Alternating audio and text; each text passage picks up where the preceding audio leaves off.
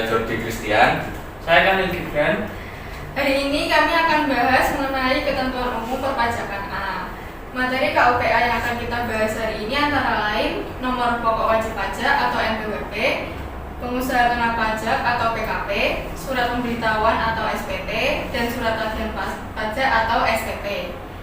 Podcast yang kami buat ini digunakan untuk memenuhi tugas akhir praktikum pajak pusat yang diampu oleh Ibu Dianila Oktiawati. Jadi tanpa berlama-lama lagi, selamat menonton teman-teman semuanya.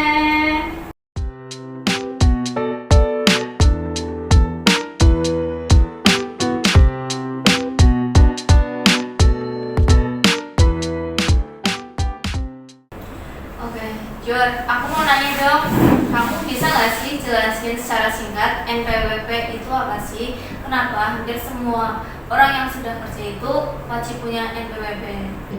Ya, Dian, untuk NPWP itu adalah nomor pokok wajib pajak. Jadi NPWP itu adalah nomor yang diberikan kepada wajib pajak sebagai sarana dalam administrasi perpajakan yang dipergunakan sebagai tanda pengenal diri atau identitas wajib pajak dalam melaksanakan hak dan kewajiban perpajakannya. Oke, pertanyaan kedua, Jor. Terus syarat apa yang harus dipenuhi agar dapat NPWP? Ya, untuk syaratnya sendiri itu ada dua. Yang pertama ada subjektif dan objektif. Syarat subjektifnya yaitu orang pribadi yang tinggal di Indonesia. Terus orang pribadi yang berada di Indonesia selama kurang lebih 183 hari. Terus orang pribadi yang dalam suatu tahun pajak berada di Indonesia dan memiliki niat untuk tinggal di Indonesia. Terus yang kedua yaitu syarat objektifnya. Untuk syarat objektifnya adalah memperoleh penghasilan atau diwajibkan melakukan pemotongan atau pemungutan dengan ketentuan undang-undang PPh yang dimaksud. Terus kalau misalnya ada WNI yang kerja di luar negeri, terus dia tuh punya beberapa harta di luar negeri dan juga di dalam negeri. Terus dia tuh juga punya NPWP, tapi dia tuh bertempat tinggal dan bekerja di luar negeri lebih dari 183 hari. Terus apabila WNI tersebut ingin mengikuti amnesti pajak, bagaimana cara pelaporannya dan harta mana aja yang harus dilaporkan? Jadi gini nih, dari yang pernah aku baca, apabila terdapat wajib pajak yang bertempat tinggal dan bekerja di luar negeri lebih dari 183 hari, maka status dari NPWP wajib pajak itu non-efektif. Maka dapat mengikuti amnesti pajak dengan cara mengaktifkan kembali NPWP yang dia miliki. Untuk harta yang harus dilaporkan dalam surat pernyataan harta, yaitu ada harta-harta yang belum seluruhnya dilaporkan dalam SPT PPh terakhir kalinya itu. Oke, pertanyaan selanjutnya, apabila terdapat istri dan anak yang membuat NPWP sebagai anggota keluarga, apakah wajib mengisi SPT tahunan? Jadi gini, Bran, jika istri dan anak yang mempunyai NPWP sebagai anggota keluarga itu wajib pajak atau kepala keluarga tidak diwajibkan untuk mengisi SPT tahunan. Yang diwajibkan untuk mengisi SPT tahunan yaitu wajib pajak yang telah berkeluarga atau sebagai kepala keluarga atau yang disebut sebagai suami, kecuali jika istrinya itu menghendaki untuk memiliki NPWP sendiri yang terpisah dengan suaminya, maka si istri itu wajib untuk mengisi SPT tahunannya. Terus aku mau tanya lagi, kalau NPWP itu kan ada penghapusannya. Apa sih yang jadi dasar penghapusan NPWP secara jabatan? Ini menurut Peraturan Menteri Keuangan Nomor 147/PMK 03 Tahun 2017 tentang tata cara pendaftaran wajib pajak dan penghapusan nomor pokok wajib pajak serta pengukuhan dan pencabutan pengukuhan PKP, Pasal 12 menerangkan bahwa pencabutan dilakukan oleh Kepala Kantor Pelayanan Pratama Pajak atas permohonan wajib pajak secara jabatan. Dan wajib pajak tersebut harus memenuhi persyaratan secara subjektif dan objektif sesuai dengan ketentuan peraturan perpajakan yang berlaku. Ya, Bran, melanjutkan pertanyaan Anita yang tadi, untuk penyampaian permohonan penghapusan NPWP itu kita harus kemana dulu? Oke, untuk syarat untuk prosedurnya itu penyampaian permohonan pengurusan dapat dilakukan di KPP tempat wajib pajak terdaftar, atau dapat dilakukan juga di KP, 2KP atau kantor penyuluhan, pelayanan, dan konsultasi perpajakan di wilayah tugasnya yang meliputi tempat tinggal NPWP tersebut. Terus menurut kalian gimana sih kalau NIK sama NPWP itu diintegrasikan? Dampak positif dan negatifnya menurut kalian gimana? Kalau dari aku ya, dampak positifnya itu akan mempermudah masyarakat dalam keperluan administrasi menjadi lebih efisien. Mengingat kita tuh punya banyak sekali nomor identitas. Terus kalau ada pengintegrasian NIK dan NPWP, masyarakat tidak perlu melakukan pendaftaran NPWP ketika masuk ke dalam kriteria wajib pajak. Namun dengan NIK saja, masyarakat yang memiliki NIK dapat langsung melaksanakan hak dan kewajibannya tanpa perlu kartu NPWP. Kalau dampak negatifnya, jika tidak ada pengamanan untuk NIK, akan sangat rentan terjadi kebocoran.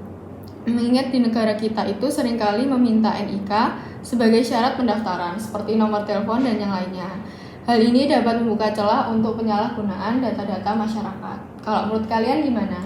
Oke, kalau menurut aku ya, kebijakan yang mengenai integrasi NIK dan NPWP ini yang akan berlaku penuh di tahun 2024 mendatang itu merupakan langkah yang baik dan strategis yang dapat meningkatkan pelayanan kinerja perpajakan supaya wajib pajak itu bisa mendapatkan NPWP dengan mudah, dan kebijakan ini tuh dapat memperkuat reformasi serta dapat menyederhanakan administrasi perpajakan karena NIK yang sudah berfungsi sebagai NPWP sehingga wajib pajak itu tidak perlu repot melakukan pendaftaran ke KPP untuk mendapatkan NPWP-nya. Integrasi NIK dan NPWP itu dapat menjadi Single Identity Number atau yang disebut SIN yang bisa membantu sinkronisasi, verifikasi, dan validasi dalam rangka pendapatan serta perubahan data wajib pajak sekaligus untuk melengkapi database master file pajak.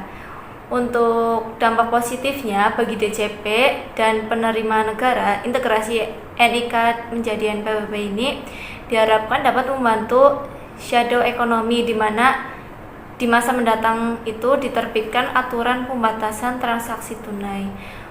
Untuk kelemahannya itu saat ini tuh masih banyak warga negara yang masih belum mengerti mengenai ketentuan pengenaan pajak bagi yang sudah memiliki KTP, sehingga pemerintah itu perlu melakukan sosialisasi secara rutin agar masyarakat itu tidak khawatir dan masyarakat itu dapat memahami bahwa yang punya KTP itu tidak otomatis berkewajiban untuk membayar dan melaporkan pajaknya.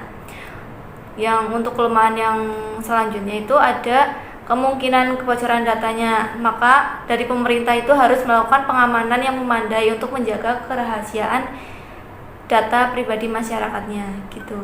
Oke, kalau dari aku sendiri sama kayak yang Neta tadi, untuk kelebihannya yaitu membuat menjadi lebih efektif dan efisien. Dengan adanya penggabungan NPWP dan NIK ini, jadi masyarakat tidak perlu mengurus NPWP dan NIK secara terpisah. Selain itu, juga meningkatkan transparansi dalam pelaporan pajak karena integrasi antara NIK dan NPWP ini memberikan informasi yang akurat mengenai pajak yang harus dibayar. Tapi ada juga dampak negatifnya dari penggabungan ini, seperti contohnya yaitu masyarakat yang tidak memiliki penghasilan atau masyarakat yang tidak memenuhi syarat membayar pajak tetapi memiliki NIK akan tetap melakukan pembayaran atau pelaporan pajak yang tidak perlu. Terus yang kedua, bisa terjadi adanya kesalahan dalam penginputan walaupun kemungkinannya masih kecil, seperti kesalahan penulisan NIK atau kesalahan penulisan NPWP yang membuat data dari masyarakat ini menjadi tidak akurat gitu. Untuk aku sendiri mungkin menggarisbawahi dari ketiga pernyataan tadi tentang pengintegrasian antara NPWP dengan NIK. Pengintegrasiannya itu mungkin bisa dikatakan sebagai sebuah langkah reformasi birokrasi yang dilakukan pemerintah tentang dalam mendukung pembayaran pajak secara online, kan karena kata tadi ada yang mengatakan bahwa di masa yang akan mendatang akan dilakukan pembayaran secara cashless. Nah, makanya itu sebagai langkah awal reformasi birokrasi di Indonesia agar mungkin bisa tercipta Indonesia maju di 2045. Mungkin ada sedikit seperti apa ya, kayak tujuan di masa akan mendatang Indonesia maju itulah.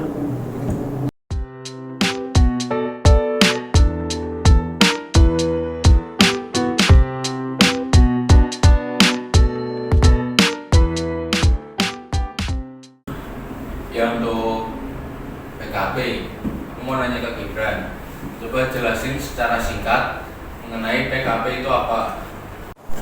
Jadi berdasarkan UU PPN 1984 tentang PKP, yang disebut sebagai PKP yaitu pengusaha yang sudah melakukan penyerahan barang kena pajak atau jasa kena pajak yang dikenai pajak. Kewajiban melaporkan untuk dikukuhkan sebagai PKP dilakukan sebelum menyerahkan JKP atau PKP tadi. Jika telah memenuhi syarat sebagai PKP namun tidak melaporkan, dapat dikukuhkan sebagai PKP, maka dikukuhkan sebagai PKP secara jabatan dan dikenakan sanksi perpajakan. Gibran, aku mau tanya, bagaimana mengukuhkan pengusaha sebagai PKP menurut Undang-Undang Perpajakan yang berlaku? Oke, untuk pertanyaan tersebut, menurut Pasal 44 Peraturan Menteri Keuangan Nomor 147 Tahun 2017, pengusaha dapat dikukuhkan sebagai PKP jika telah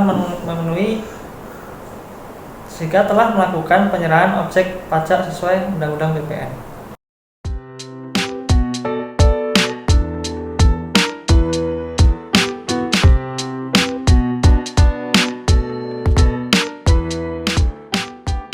Gini nih, aku mau nanya nih, coba jelasin secara singkat tentang surat pemberitahuan itu apa sih? Jadi surat pemberitahuan atau SPT itu adalah surat yang oleh wajib pajak digunakan untuk melaporkan perhitungan dan atau pembayaran pajak, objek pajak dan atau bukan objek pajak, dan atau harta dan kewajiban sesuai dengan ketentuan peraturan perundang-undangan perpajakan. Oke, untuk pertanyaan selanjutnya, SPT itu kan banyak formnya dan beda-beda juga. Bagaimana caranya wajib pajak dapat mengisi formulir SPT tersebut? Jadi wajib pajak itu harus mengambil sendiri surat pemberitahuan di tempat yang ditentukan oleh Direktorat Jenderal Pajak, atau bisa mengakses situs Direktorat Jenderal Pajak untuk memperoleh formulir surat pemberitahuan tersebut. Terus nih, untuk cara pengisian SPT-nya sendiri itu kayak gimana? Jadi permohonannya itu diajukan secara tertulis, disertai surat pernyataan mengenai perhitungan sementara pajak yang terutang dalam 1 tahun pajak dan bukti pelunasan kekurangan pembayaran pajak yang terutang. Aku mau nanya nih Bra, kapan sih batas penyampaian SPT dan apa sih sanksinya jika terlambat membayarkan SPT tersebut? Oke, untuk SPT masa pajak pertambahan nilai paling lambat dilaporkan akhir bulan berikutnya setelah berakhirnya masa pajak. Jika terlambat akan dikenai denda sebesar 500.000. Nah, SPT masa pajak masa paling lambat dilaporkan 20 hari setelah masa pajak berakhir. Jika terlambat akan didenda sebesar 100.000. Selanjutnya untuk SPT PPh wajib pajak orang pribadi paling lambat 3 bulan setelah akhir tahun masa pajak. Jika terlambat akan dikenai denda sama yaitu 100.000. Selanjutnya untuk SPT PPh badan paling lambat 4 bulan setelah akhir masa tahun pajak. Jika terlambat akan dikenai sanksi sebesar 1 juta. Terus surat pemberitahuan itu kan memiliki jangka waktu yang berbeda-beda tiap individunya. Apa yang menjadi pengecualian pengenaan sanksi administrasi denda tersebut? Ya, untuk pengenaan sanksi administrasi berupa denda sebagaimana yang dimaksudkan pada pasal 7 ayat 1 Undang-Undang Ketentuan Umum dan Tata Cara Perpajakan itu tidak dilakukan terhadap yang pertama, wajib pajak yang orang pribadi yang telah meninggal dunia. Terus yang kedua, wajib pajak orang pribadi yang tidak melakukan kegiatan usaha atau pekerjaan bebas. Terus yang ketiga, wajib pajak orang pribadi yang berstatus sebagai warga negara asing yang tidak tinggal lagi di Indonesia. Terus yang keempat, bentuk usaha tetap yang tidak lagi melakukan kegiatannya di Indonesia. Terus yang kelima, wajib pajak badan yang tidak melakukan kegiatan usaha lagi tetapi belum dibubarkan sesuai dengan ketentuan yang berlaku. Terus yang terakhir yaitu bendahara yang tidak melakukan pembayarannya kembali. Oke, pertanyaan selanjutnya, apakah pembetulan SPT PPh 2015 yang dilakukan sebelum berlakunya UU pengampunan pajak atas harta yang dilaporkan dalam SPT tersebut dapat diperhitungkan dalam surat pernyataan? Ya, bisa Bran. Jadi SPT pembetulan itu yang dilaporkan ke KPP sebelum tanggal 1 Juli 2016 itu adalah SPT yang sah, sehingga nilai harta bersih yang telah dilaporkan dalam SPT pembetulan tersebut dapat diperhitungkan dalam pengungkapan harta pada surat pernyataan.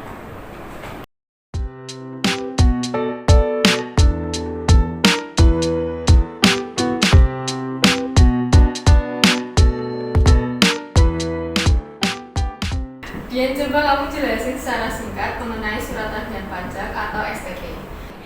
Jadi gini Net, surat tagihan pajak atau STP itu adalah surat untuk melakukan tagihan pajak atau sanksi administrasi berupa bunga dan dendanya gitu. Oke. Terus lanjut nih, kapan sih STP itu dikeluarkan? Jadi gini Jor, STP itu dikeluarkan apabila yang pertama, wajib pajak itu penghasilan dalam tahun berjalannya tidak atau kurang bayar. Yang kedua, dari hasil penelitian terdapat kekurangan pembayaran pajak sebagai akibat salah tulis atau salah hitung. Untuk yang ketiga, wajib pajak dikenai sanksi administrasi berupa denda atau bunga. Terus yang keempat, pengusaha yang telah dikukuhkan sebagai pengusaha kena pajak tetapi tidak membuat faktur pajak atau membuat faktur pajak tetapi tidak tepat waktu. Untuk yang kelima, pengusaha yang telah dikukuhkan sebagai PKP yang tidak mengisi faktur secara lengkap. Contohnya itu identitas pembeli, nama, dan penanda tangan. Untuk yang keenam, pengusaha kena pajak itu melaporkan faktur pajak tetapi tidak sesuai dengan masa penerbitan faktur pajaknya. Terus yang ketujuh itu ada pengusaha kena pajak itu gagal berproduksi dan telah diberi pengembalian pajak masukan sebagaimana yang dimaksud dalam pasal 9 ayat 6A Undang-Undang Pajak Pertambahan Nilai tahun 1984 dan perubahannya. Oke. Nah, segitu aja teman-teman penjelasan mengenai KUPA dari kami. Kami mohon maaf bila ada salah kata dalam penyampaian materi ini. Semoga apa yang telah kami sampaikan dapat bermanfaat untuk teman-teman semuanya. Terima kasih dan sampai jumpa.